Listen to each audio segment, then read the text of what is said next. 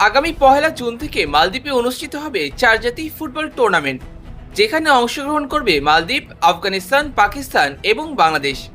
বাকি 3 দেশ নিজেদের জাতীয় দল পাঠালেও বাংলাদেশ পাঠাবে অলিম্পিক ফুটবল দল, কারণ মূল দল ব্যস্ত থাকবে ইউরোপ সফরে।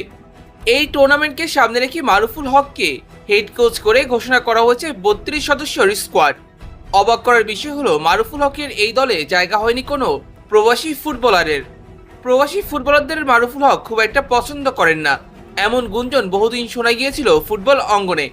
এবার তার দলে কিউবা মিচেল এবং ইব্রাহিম নওয়াজরা জায়গা না পাওয়ায় নতুন করে সমালোচনার মুখে পড়েছেন মারুফুল হক। অন্যদিকে ইনজুরির জন্য দলে ডাক পেলেও ছিটকে গেছেন প্রবাসী ফুটবলার তানিন শালিক, আর ব্যক্তিগত কারণ দেখিয়ে নাম সরিয়ে নিয়েছেন রোনান সুলিভান। তবে গুঞ্জন আছে, রোনানকে দলে ডাকলেও ম্যাচ খেলতে প্রস্তাব পাঠানো হয়নি ডেকলাইন সুলিভানকে। অর্থাৎ স্কোয়াড নির্বাচনের ক্ষেত্রে প্রবাসীদের খুব একটা গুরুত্ব দেয়নি বাফুফে, বরং হেড কোচ মারুফুল হকের পছন্দের তালিকায় রয়েছেন দেশি ফুটবলাররাই। চলুন প্রথমে এক নজরে দেখে নিই কাদের দলে জায়গা দিয়েছেন মারুফুল হক। গোলরক্ষক পজিশনে জায়গা পেয়েছেন মেহেদী হাসান শ্রাবণ, সাকিব আল হাসান, ইশাক আকন্দ এবং মোহাম্মদ আসিফ।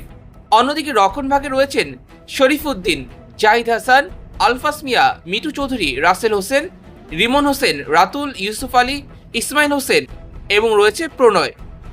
অন্যদিকে মিডফিল্ড সামলানোর দায়িত্ব পেয়েছেন মানিক মোল্লা, সাইফুল হোসেন, নাজমুল হুদা ফয়সাল, ইফতিয়ার হোসেন, চন্দন রয়, মুজিবুর রহমান জনি এবং জুয়েল মিয়া।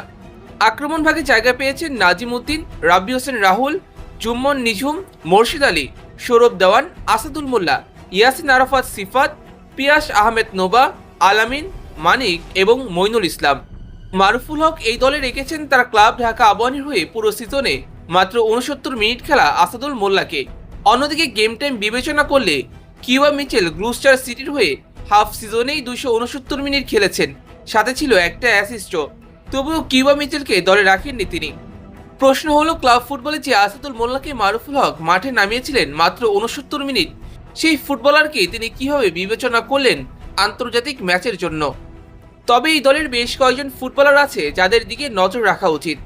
গোলরক্ষক পজিশনে মেহেদী হাসান শ্রাবণ হবেন প্রথম পছন্দ, তবে বাকি 2 গোলরক্ষক আসিফ এবং আকন্দ, তাদেরও পরখ করার সুযোগ রয়েছে এই সফরে।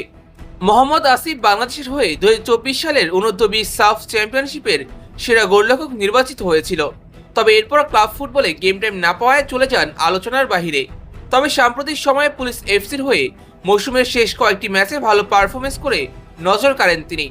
অন্যদিকে ব্রাদার্স ইউনিয়নের গোলরক্ষক ইসাক আকন্দ পুরো মৌসুম জুড়েই একের পর এক চমক উপহার দিয়েছেন।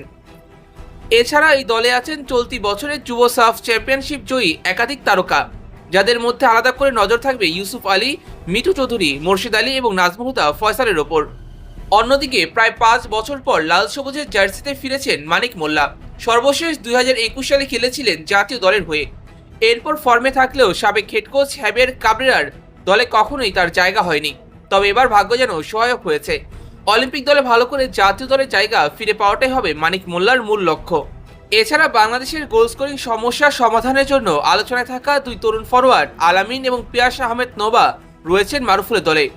সঙ্গে যুক্ত হয়েছেন মোহামেডানের হয়ে দুর্দান্ত মৌসুম কাটানো সৌরভ দেওয়ান। সব মিলে কেমন হলো বাংলাদেশের স্কোয়াড? কাকে আপনি মিস করছেন এই দলে? অবশ্যই জানাবেন আমাদের কমেন্ট বক্সে।